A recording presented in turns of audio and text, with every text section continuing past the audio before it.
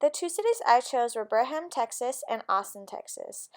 The two cities both produced both of the items, beef jerky and bluebell ice cream. They also used the same resources such as freezers, packaging machines, labor, and dryers. Brigham, Texas produced in a 1-hour time period 32 packets of beef jerky or 48 gallons of bluebell ice cream. You can see if Brigham decided to use all 10 hours to make bluebell ice cream, they could make 480 gallons of bluebell ice cream and 0 packets of beef jerky. However, if they decided to use all their 10 hours to make all beef jerky, they would make 320 packages and 0 gallons of bluebell ice cream. If they decided to split their hours in half and use 5 hours to make beef jerky, they would make 160 packages, and if they decided to use the other 5 for bluebell, they could make 240 gallons of bluebell ice cream. Brigham, Texas has an absolute advantage and a comparative advantage in making bluebell ice cream.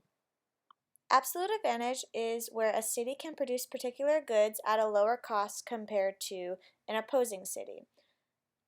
And comparative advantage is where a city can produce goods at a lower opportunity cost than the opposing city. The graph shows all the possibilities that Brigham, Texas could use if they did not want to spend all 10 hours either making bluebell ice cream or beef jerky packages. In Austin, Texas, in a 1-hour work period, they can either make 50 packages of beef jerky or 32 gallons of bluebell ice cream. In a 10-hour work period, Austin, Texas could make 500 packages of beef jerky or 320 gallons of bluebell ice cream.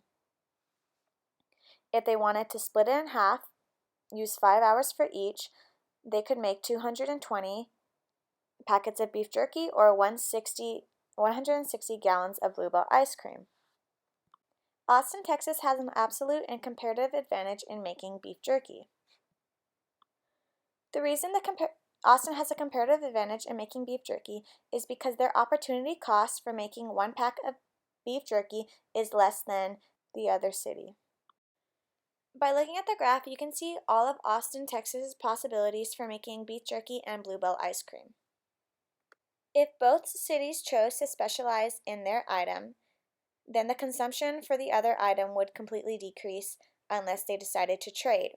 This would also happen to Brigham, Texas, if they also decided to specialize in their good bluebell ice cream.